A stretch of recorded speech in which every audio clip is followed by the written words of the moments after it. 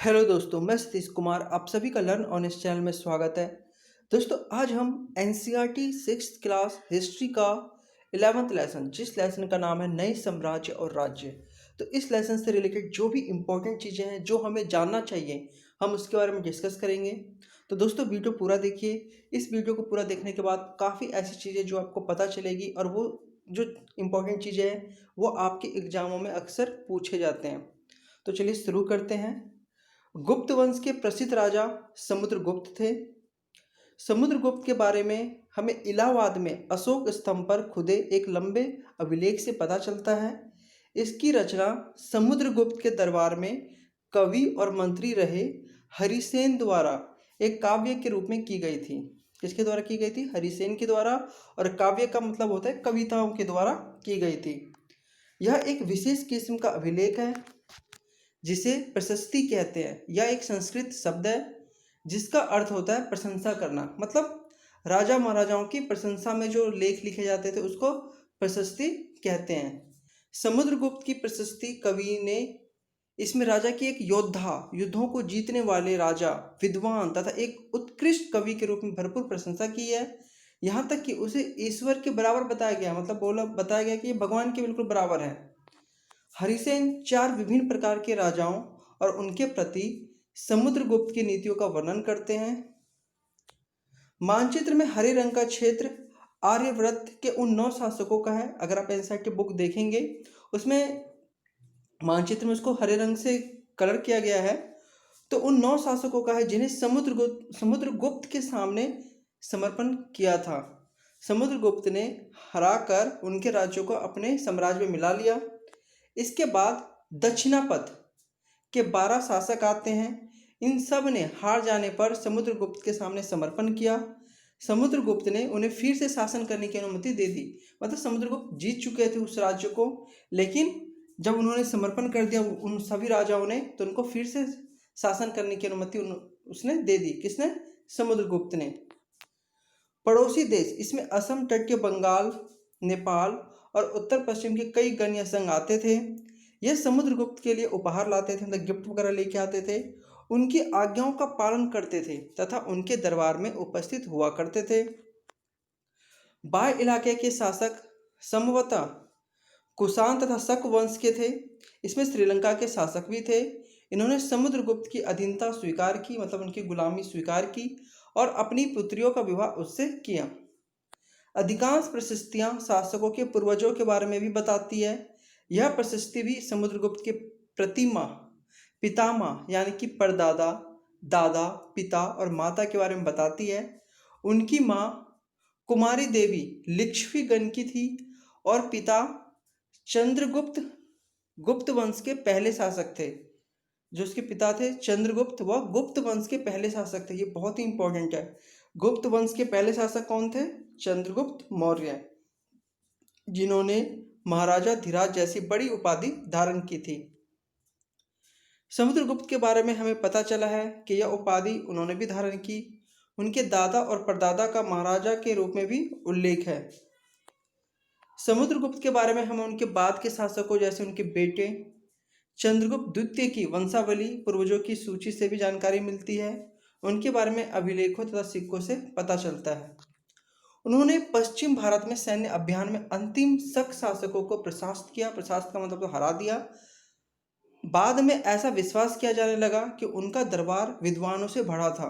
कवि कालिदास और खगोल शास्त्री आर्यभट्ट उनके दरबार में थे। खगोल शास्त्री कौन थे? वो आर्यभट्ट थे और उनके दरबार में थे। हर्षवर्धन तथा हर्षचरित, आप इसके बारे में समझते हैं। कुछ अन्य शासकों के बारे में भी उनकी जीवनियों से पता चला है। ऐसे ही एक राजा हर्षवर्धन थे जिन्होंने करीब 1400 साल पहले शासन किया। उनके दरबारी कवि बाणभट्ट, दरबारी कवि कौन थे? बाणभट्ट ने संस्कृत में उनकी जीवनी हर्षचरित्र लिखी थी। आप देखिए बाणभट्ट की जो जीवनी थी वो क्या थी? हर्षचरित। इसमें हर्षवर्धन की वंशावली देते हुए उनके राजा बनने तक का वर्णन है। मतलब वो राजा कैसे बना, उन सब के बारे में अच्छे से विस्तार से बताया है। किसने? बाणभट्ट ने। चीनी तीर्थयात्री स्वेन त्सांग काफ़ी समय के लिए हर्ष के दरबार में रहे। उन्होंने वहाँ जो कुछ देखा उसका विस्तृत विवरण दिया है। हर्ष अपने पिता के सबसे बड़े बेटे नहीं थे, पर अपने पिता और बड़े भाई की मृत्यु हो जाने के बाद थानेसर के राजा बने। उनके बहनोई कन्नौज के शासक थे। जब बंगाल के शासक ने उन्हें मार डाला तो हर्ष ने कन्नौज को अपने अधीन कर लिया और बंगाल पर आक्रमण कर दिया। मगध तथा बंगाल को मंगा मगध तथा बंगाल को जीतकर उन्हें पूर्व में जितनी सफलता मिली थी उतनी सफलता अन्य जगहों पर नहीं मिली। जब उन्होंने नर्मदा नदी को पार कर दक्कन की ओर आगे बढ़ने की कोशिश की, तब चालुक्य नरेश पुलकेशिन द्वितीय ने उन्हें रोक दिया। इस काल में पल्लव और चालुक्य दक्षिण भारत के सबसे महत्वपूर्ण राजवंश थे। पल्लवों का राजा उनकी राजधानी कांचीपुरम के आसपास के क्षेत्रों से लेकर कावेरी नदी के डेल्टा तक फैला हुआ था, जबकि चालुक्यों का राजा कृष्णा और तुंगभद्रा नदियों के बीच स्थित था। चालुक्यों का राज्य कृष्णा और तुंगभद्रा नदियों के बीच स्थित था। चालुक्यों की राजधानी ऐहोल थी। यह एक प्रमुख व्यापारिक केंद्र था। धीरे धीरे यह एक धार्मिक केंद्र भी बन गया, जहाँ कई मंदिर थे। पल्लव और चालुक्य एक दूसरे की सीमाओं का अतिक्रमण करते रहते थे। मतलब सीज फायरिंग समझते हो ना, जो आज के ज़माने में हो रहा है भारत और पाकिस्तान के बीच में, उसमें भी ऐसे ही होता रहता था। एक दूसरे की सीमाओं का अतिक्रमण करते रहते थे। मुख्य रूप से राजधानियों को निशाना बनाया जाता था जो समृद्ध शहर होते थे, मतलब जो बहुत ही एक तरह से अच्छा, समृद्ध का मतलब होता है कि बहुत ही ज़्यादा जनसंख्या वहाँ पर रहती थी, वहाँ पे उनको निशाना बनाया जाता था। पुलकेशिन द्वितीय सबसे प्रसिद्ध चालुक्य राजा थे। उनके बारे में हमें उनके दरबारी कवि रवि कीर्ति द्वारा रचित प्रशस्ति से पता चलता है। इसमें अनेक पूर्वजों, खासतौर से पिछली 4 पीढ़ियों के बारे में बताया गया था। पुलकेशिन द्वितीय को अपने चाचा से यह राज्य मिला था।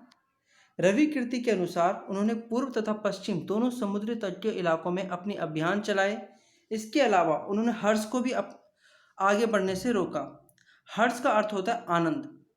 कवि का कहना है कि इस पराजय के बाद जब वो हार गए तो हर्ष अब हर्ष नहीं रहा। पुलकेशिन द्वितीय ने पल्लव राजा के ऊपर भी आक्रमण किया, जिसे कांचीपुरम की दीवार के पीछे शरण लेनी पड़ी। पर चालुक्यों की विजय अल्पकालीन थी। अब अल्पकालीन का मतलब होता है कुछ समय के लिए। लड़ाई से दोनों वंश दुर्बल होते गए। पल्लवों और चालुक्यों को अंततः राष्ट्रकूट तथा चोल वंशों ने समाप्त कर दिया। अब हम बात करते हैं इन राज्यों का प्रशासन कैसे चलता था, पैसे कहाँ से आता था इन लोगों को। पहले के राजाओं की तरह इन राजाओं के लिए भी भूमि कर मतलब भूमि क्या सबसे महत्वपूर्ण बना रहा।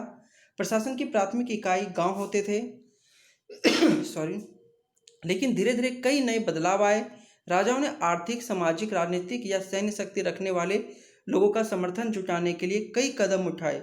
उदाहरण के तौर पर कुछ महत्वपूर्ण प्रशासकीय पद अनुवांशिक बन गए। जो मतलब मेन पद थे, पोस्ट थी, वह अनुवांशिक बन गए, अर्थात बेटे अपने पिता का पद पाते थे। जैसे कि कवि हरिसेन अपने पिता की तरह महादंडनायक अर्थात मुख्य न्याय अधिकारी बन गए। कभी कभी एक ही व्यक्ति कई पदों पर कार्य भी करता था, जैसा कि हरिसेन एक महादंडनायक होने के साथ साथ कुमारा मास अर्थात एक महत्वपूर्ण मंत्री तथा एक संधि विग्राहिक अर्थात युद्ध और शांति के विषय का भी मंत्री था। संभवतः वहां के स्थानीय प्रशासन में प्रमुख व्यक्तियों का बहुत बोलबाला था। इनमें नगर श्रेणी यानी मुख्य बैंकर या शहर का व्यापारी, सार्थवा यानी व्यापारियों का नेता, प्रथम कुलिक अर्थात मुख्य शिल्पकार तथा कायस्थो यानी लिपिकों के प्रधान जैसे लोग होते थे। ये सब जो नाम है बहुत ही इंपॉर्टेंट है, इन सब नामों को अच्छे से याद कर लीजिए। कुछ राजा एक सुसंगठित सेना रखते थे। मतलब सुसंगठित का मतलब होता है बिल्कुल अच्छे तरीके से उसकी सेना बिल्कुल डिसिप्लिन में प्लानिंग के तौर पे वो रखते थे, जिसमें हाथी, रथ, घुड़सवार और पैदल सिपाही होते थे। जो आज के ज़माने में थोड़ा आधुनिक है, लेकिन उस ज़माने में क्या रखते थे? हाथी, घुड़सवार, पैदल सिपाही वगैरह। पर इसके साथ साथ कुछ सेना नायक भी होते थे जो आवश्यकता पड़ने पर राजा को सैनिक सहायता दिया करते थे। इन सेना नायकों को कोई नियमित वेतन नहीं दिया जाता था, नियमित वेतन दिया जाता था, बदले में इनमें से कुछ भूमिदान दिया जाता था। मतलब वेतन नहीं दिया, इसमें नहीं मिसिंग है, उनको कोई नियमित रेगुलर वेतन नहीं, सैलरी नहीं दी जाती थी। बदले में इनमें से कुछ को भूमिदान दिया जाता था, भूमि दी जाती थी, भूमि दान में दी जाती थी। दी गई भूमि से ये टैक्स वसूलते थे, जिससे वे सेना तथा घोड़ों की देखभाल करते थे। साथ ही वे इससे युद्ध के लिए हथियार जुटाते थे। इस तरह के व्यक्ति सामंत कहलाते थे। जहाँ कहीं भी शासक दुर्लभ होते, मतलब दुर्बल हो जाते, कमजोर होते, ये सामंत स्वतंत्र होने की कोशिश भी करते थे, अपने आप को स्वतंत्र करने की कोशिश करते थे। पल्लवों के अभिलेखों में कई स्थानीय सभाओं की चर्चा है। इनमें से एक था ब्राह्मण भूस्वामियों का संगठन, जिसे सभा कहते थे। ये सभाएं उप समितियों के जरिए सिंचाई, खेती बाड़ी से जुड़े विभिन्न काम, सड़क निर्माण, स्थानीय मंदिरों की देखरेख आदि का काम करती थी। जिन इलाकों के भूस्वामी ब्राह्मण नहीं थे, वहाँ उर नामक ग्राम सभा होने की बात कही गई है। अब हम बात करते हैं नगरम। व्यापारियों के एक संगठन का नाम था। संभवतः इन सभाओं पर धनी तथा शक्तिशाली भूस्वामियों और व्यापारियों का नियंत्रण था। इनमें से बहुत सी स्थानीय सभाएं शताब्दियों तक काम करती रही। कालिदास, उनका सबसे प्रसिद्ध नाटक अभिज्ञान शकुंतलम, दुष्यंत नामक एक राजा और शकुंतला नामक एक युवती की प्रेम कहानी है। चीनी तीर्थयात्री फासियान का ध्यान उन लोगों की दुर्गति पर भी गया जिन्हें उच्च और शक्तिशाली लोग अछूत मानते थे। इन्हें शहरों के बाहर रहना पड़ता था। वे लिखते हैं, अगर इन लोगों को शहर या बाजार के भीतर आना होता था तो सभी को आगाह करने के लिए, मतलब सभी को पहले से बताने के लिए, ये लकड़ी के एक टुकड़े पर चोट करते रहते थे, या आवाज़ सुनकर लोग सतर्क होकर अपने को छू जाने से या किसी भी प्रकार के संपर्क आने से बचते थे। अरब में रहने वाले अन्य लोगों में बेदुइन थे, जो घुमक्कर कबीले होते थे। यह मुख्य रूप से ऊँटों पर ऊँटों पर आश्रित होते थे, क्योंकि यह एक ऐसा मजबूत जानवर है जो मरुभूमि में भी स्वस्थ रह सकता है।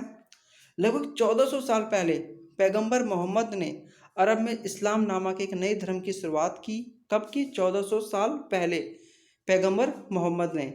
ईसाई धर्म की तरह इस्लाम ने भी अल्लाह को सर्वोपरि माना, सबसे ऊपर माना।